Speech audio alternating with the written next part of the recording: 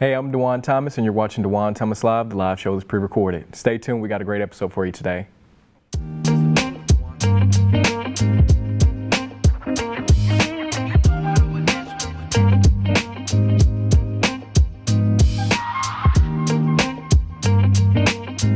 Hello, I'm Dujuan Thomas, and welcome back to the show. And you know me, I like to do things a little different, so this episode is going to be a little different, but we're filming this in June, and in honor of Juneteenth, I just wanted to share a little information about the national holiday because I've seen some stuff online, some controversy, so I just want to share some information. So the history of Juneteenth, it's all about the slaves being freed, and we all know America's history. It's not the best history, but this day on Juneteenth celebrates the freedom of slaves. Now that's something to celebrate, and we had an awesome event down at the Carson Center, and I got to shout out my cousin Curtis Hamilton.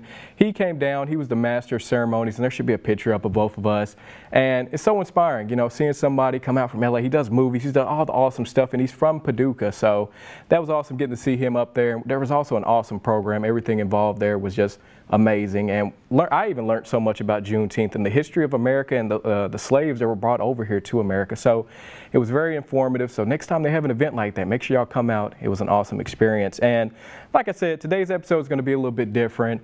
In honor of Juneteenth, I thought, why not do a compilation of some notable African-American artists or actors that I've interviewed over the years? So, you know, I always like to give honor to God because he's the one that blessed me with all these opportunities. So looking back, let's take a look at some of my favorite interviews with some African-American artists. Okay, I'm here with the one and only Stevie Mackey. I can't just sit here and only ask him questions. We have to hear some of your range and like one of your favorite songs. So go ahead. Let me see. I'll show you a little bit of range right now.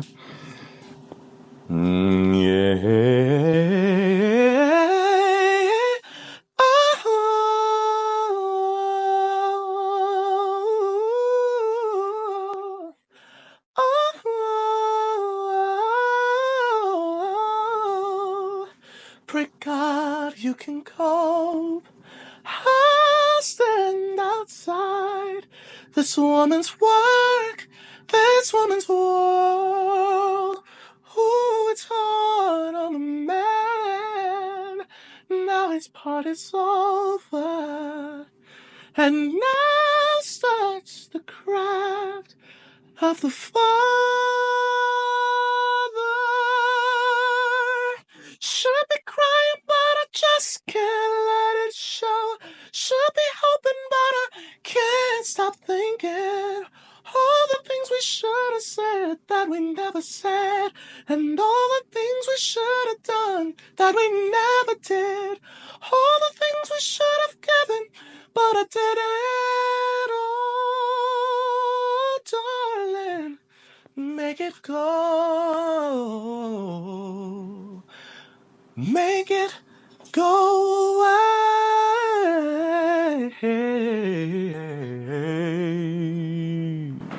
Oh my God. Like, that is amazing. Thank you. That's why he's the best out here, the best vocal coach out here, man.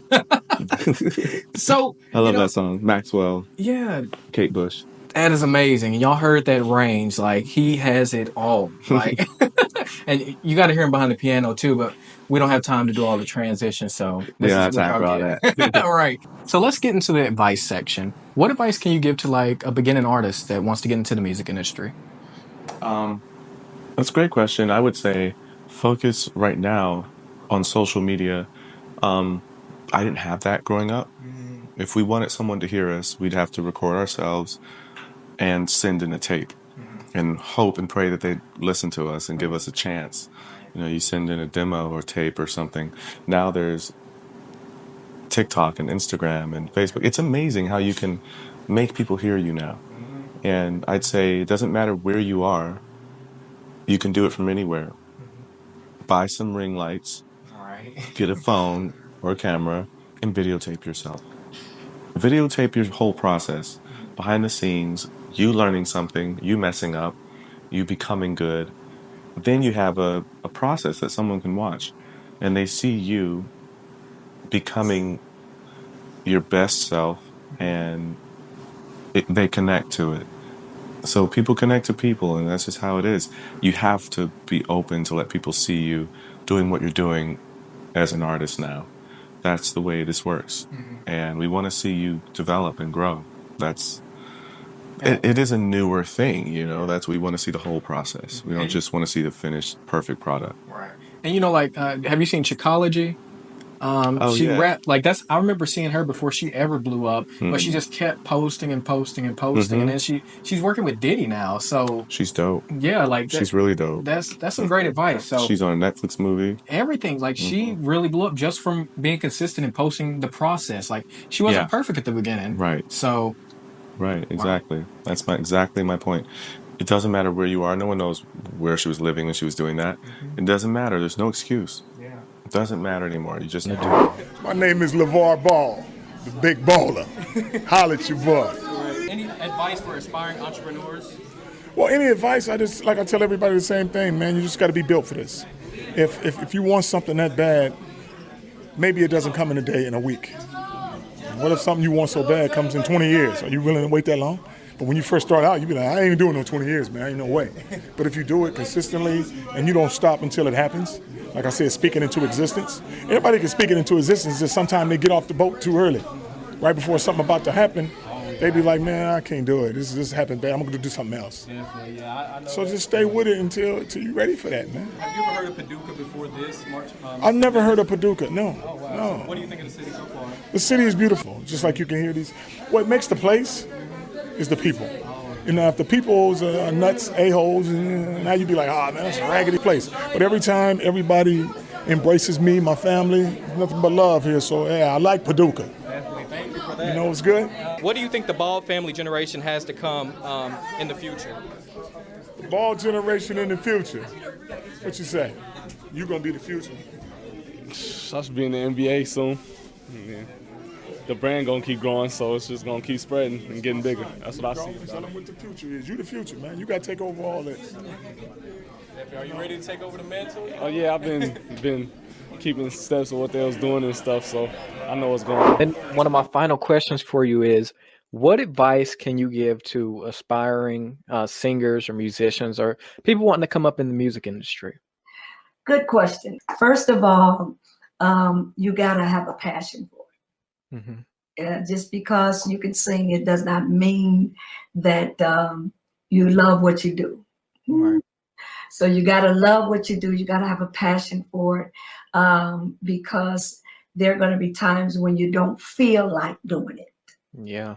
You know, and so because of your passion for it, you know that you have to do it. Mm-hmm. And then if it's ministry, you know, you can't let God down. You can't let your boss down. Right. You can't let God down because first of all, he's giving you the gift. Mm-hmm. If he's giving you the gift, you want to perfect that gift. And I do know the scripture says, and you know it says gifts and callings come without repentance. So that simply means that just because you can do the riffs and the runs, listen, you got to have a reputation. And that's a good reputation because one door may open, but the other door may close. Right. And the door after that may close, and the door after that may close. So you have to have good character. You have to have integrity. You have to be honest, and you have to make sure that you are, up on your business. You got to be up on your business. If you're not, they'll run over you. They they'll run over you. Right. So you gotta know your business and put people in your company. And I know when you first starting out, I know people say, well, I need a manager and all of that stuff. I mean, you can have people to help you, but don't quite have them as a manager yet until you get to know who they are and what they're about, because they'll run away from you too. So, you want to be prayerful. You got to be prayerful, making sure that, God is the center of your joy. God is the center of your life and your career, because if God is not the head of your life, then you're not going to go far and you're going to shipwreck. So make sure that he's he's got to be the focal point of your life. Yes, ma'am. And I said all the time, if you put God first, you will go far. Yes, ma'am. If you pay your bills will be paid. And that's what I always tell people every time Like, because people look up to me and they see what I'm doing, and every time I say it's all thanks to God, like all glory goes to God, because without Him, I wouldn't be here right now. Like I wouldn't have my own studio built here at my home. It's just amazing, and how we moved. Because I don't know if I told you, but I ran for mayor here in my hometown also. I didn't win it, but You it from was what? huh Where are you from? Paducah, Kentucky. Oh, Paducah. Okay. Uh-huh. Okay. Yes, ma'am. So yeah, I ran for mayor down here, and and that was an amazing experience in itself. Just being able to be a voice for people, and just Yes. all those things that just comes along with it. So Mm-hmm. yeah, it's it's so true Well, what you you said. got something under your belt then, man. Oh yeah, Harvard certified in law and justice. I try to do it all, but it's like I said, it's all thanks to God. He's blessed me with all this opportunity. Mm-hmm.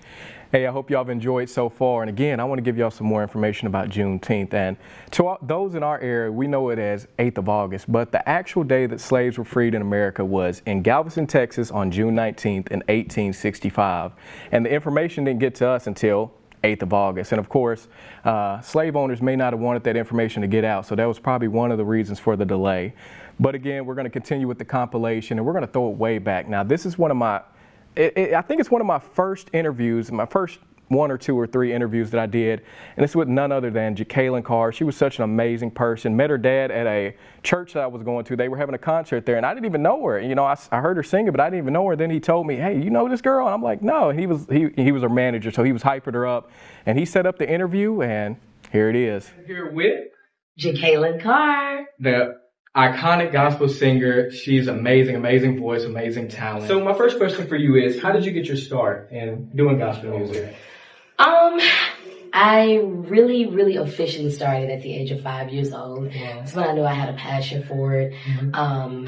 Singing runs in my family, and I just knew this is what I was supposed to be doing. And so God just called me to even further, to do it professionally. Mm-hmm. And so I just enjoy doing it. I remember telling God, all I wanted to do was to inspire His people and to give them hope through my music, and He's doing that. That's amazing. That's amazing. So how did you get to the level that you're at now? Mm-hmm. The grace of God, and not only God, but I think natural things as well, such as a good team, having that great support system, my dad, who is my manager, business partner, all that good stuff. And then, of course, other team members that, help works my ministry to make sure that, from a natural standpoint, I can be where I'm supposed to be. What advice would you give to artists that want to, create a career in what you do? Number one, make sure it's what you're called to do. A lot of times we sometimes do it because we know how to do it, or, we see other people doing it, but there's no better, feeling than to know that you're operating in your purpose as you're doing what God has called you to do. Because if it's purpose, it'll flow for you. You'll start seeing things happening for you. You won't have to work as hard as you would when it's not your purpose. And then also make sure that you're connected to the right people. Not all things are spiritual. You got to make sure that you have those right people in place that can help push your vision and your career and what God has called you to do. Basically a great team. And then, make sure that you're staying connected to the people that can help pull the best out of you. That those accountability partners, because it's more than you just being anointed, but you got to be able to handle your assignment of what God has called you to do outside of the stage as well. Okay, so my first question is, what inspired you to start acting? It started out as a hobby. It was something that I did when I was working at the psych wards and substitute teaching and in grad school. And I had always acted in grammar school and high school and college. But then it just started to pick up more and more. Started doing extra work in Chicago, industrials, commercials, and then it just grew. And then after I left my job at the health department at the city of Chicago, I said, I'm going to LA and do this full time. So I did. And so with your audition to the office, you were actually running late and sweaty and everything, right? I had gone to the audition. I had a couple of auditions that day, and one of them was the office. I got there, and there were like 50 people in front of me, and it was a hot, kind of clammy day in LA. And I said, well, I have time to run to my other audition on the other side of town. Got there with no problems. Coming back, I ran into every slow-driving person in the world. And by the time I got back, I was wrinkled, disheveled, and cranky. and which is just what Stanley needed to be. So I sat down with Phyllis Smith, who was the casting associate for Allison Jones, and when I got back, they said, "Oh, thank you for waiting this, a long time," and they didn't know I had left and come back. And I sat down and read with Phyllis, and Greg Daniels, the executive producer, said, "Keep going with after you do the scripted dialogue, just keep doing improv." And so I started talking about the traffic I had run into and all that with Phyllis. And as a result, I ended up getting the part of Stanley Hudson. She got the part of Phyllis, who became Phyllis, and we sat across the desk from each other for 9 seasons. Any advice for aspiring actors? Do as much as you can. Do stage, do community theater, do industrials, do extra work, plenty of extra work. You get accustomed to being on set. And if you're in school, make sure you take accounting and finance and business law, because you're going to need to be able to manage your money, read your contracts, and accounting. Make sure you take those courses, because when somebody is, dealing with your money, you want to make sure you can see what they're doing with it, and always sign your own checks. Manage your own money. Don't let somebody else manage your money, because otherwise you will end up without any. Ever happened to you or something? No.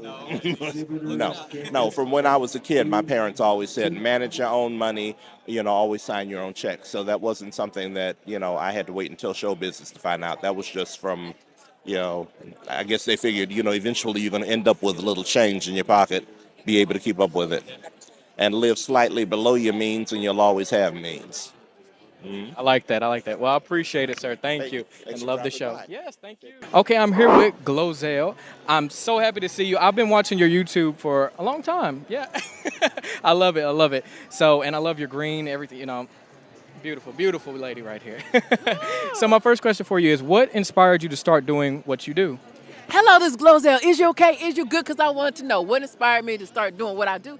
I was always told, girl, you're funny. You need to do stand-up. I was doing stand-up to start uploading videos, which really were my ideas to just maybe have a show one day. And YouTube started taking off. I'm like, oh, this is the vehicle that I enjoy. You don't have to drive to a club late at night. You don't have to get 2-drink minimum or valet parking. I'm like, this is good. And then people started recognizing me from there, and I'm like, I'm going to ride this train on out. Oh, yeah. So it's been exciting.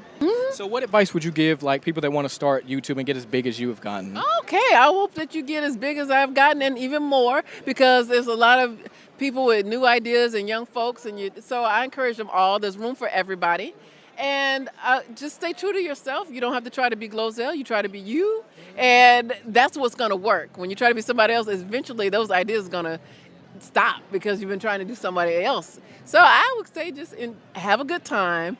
Keep it clean if you can. I'm a clean comic, so I'm always like, my pastor going to watch this. My mama going to see this. My grandma going to beat me. So you don't hear any cuss words or see anything too lewd.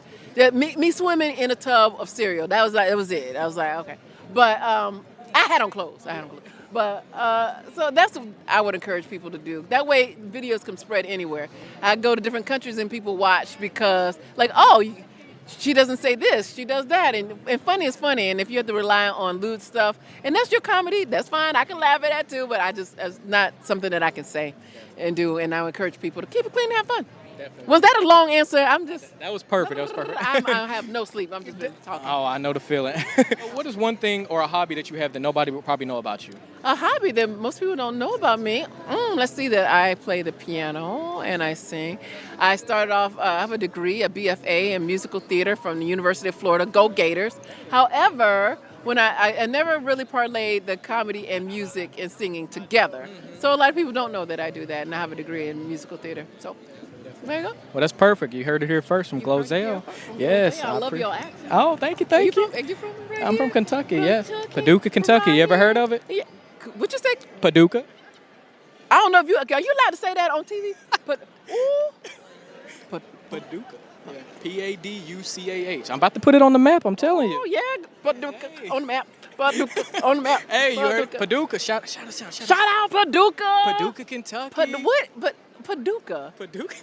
Paducah. I'm going to think, okay, that's You gotta come cute. visit us sometime. It's nice down there. I want to come visit. Lavar Ball was just down there. I Really? interviewed him. In Paducah. Yeah. Paducah. His son, I need to see a LaMelo. picture. I got a picture. He was in Paducah. I got a video with him. You can look me up. Subscribe to the Paducah. channel. Lavar. In Paducah? Yes, he was. Okay. All right, that's excellent. Everybody come out to Paducah. And I had Bill Murray sing about Paducah. No, I got a video with Bill Murray singing about Paducah. like the real Bill Murray? Yes, Bill Murray. I met him at a baseball game, and he said it's an old rubber duck song. Paducah, Paducah, if you wanna, you can rhyme it with bazooka, but you can't boo Paducah. It's another name for paradise. I'm not even believing that you're even old enough to really appreciate that you got Bill Murray to sing a song to you Definitely. about Paducah. About Paducah. Well, I'm going to. My name is Glozella, and I'm here to say I'm going to Paducah one day. Hey, I can't top that, Bill Murray. And it's so awesome getting to look back at some of these interviews I've done over the years, and one that's very special to me. Now, y'all may have seen her on America's Got Talent, but it's Miss Callie Day, and to this day, she's a major supporter of mine. We're friends on all social media. I actually got her started on TikTok, and now she has so many fans on there. But we're going to take a look back at my interview with Callie Day, and then she's going to come back and give us a special number at the end. Into when you first went viral, what was that like for you? It was very surreal. It was quite interesting because everybody was like, oh my God, it's at 1 million. I was like, oh, okay. It was just a rehearsal. A rehearsal here at Berea College in Berea, Kentucky. And my colleague, Jessica Green, just happened to, record it. But that was about it. I wasn't thinking for it to, like, oh, I'm going to do this and then we're going to upload it. I didn't even know she had recorded it. I didn't. It was just a rehearsal with myself and Dr. Kathy Bullock to get ready for the next evening for the concert. Wow. So that was it. So, how did it feel with all the outpouring of love? Because I personally, when I saw it, that song moved me. It was beautiful. Your voice is amazing. Your range is definitely. And what did it feel like with all that outpour of support? Because I saw you talked on Walmart, their video about it, how people were telling you, you stopped suicide and things like that. So yes, that was interesting. I still get those little notes and letters and things like that. I just love to sing, and if the song speaks to you, then I'm glad. Because, like I said, I've been in their shoes before. Even I had dealt with suicidal things and tried to commit suicide twice, and was mad that I survived. But look, I'm here right now. I'm here right now. So I'm a giver, and whatever I'm singing about, I've experienced. So when I'm singing Give Me Jesus, I mean give me Jesus, okay?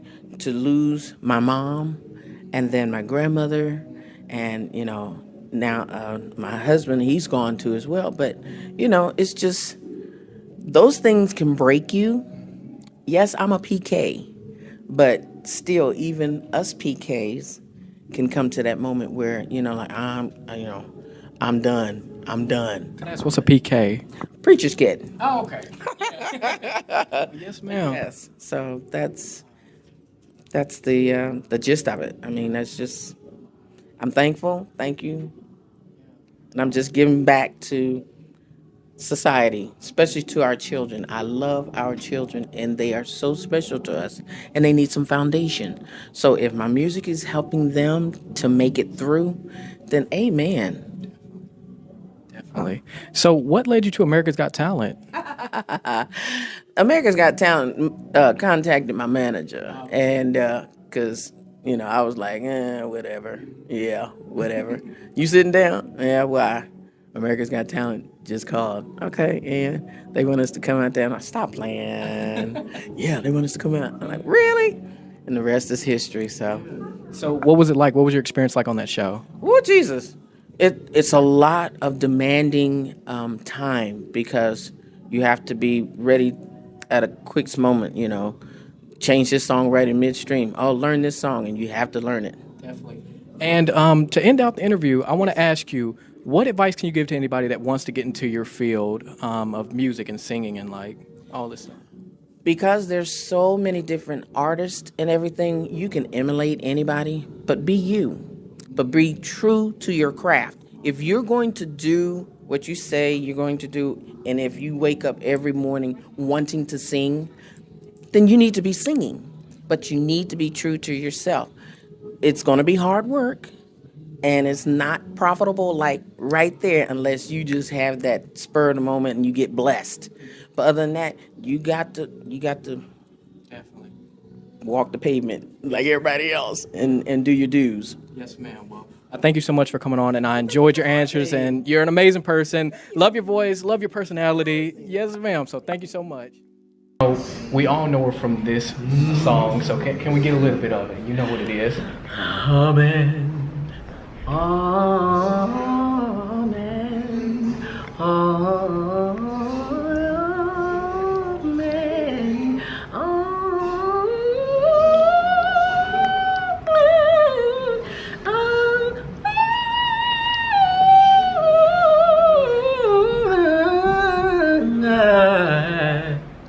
Man. Ooh, she kills it.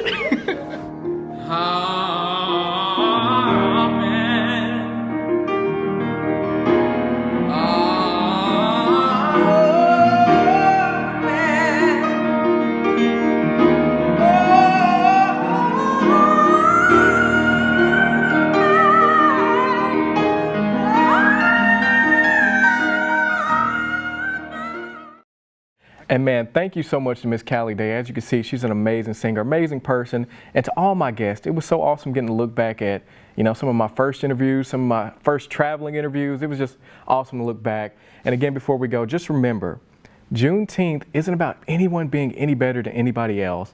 It's about celebrating the freedom, the history, and honoring the slaves that were freed here in America back in 1865. So thank you for watching. Hope you enjoyed. See you next time.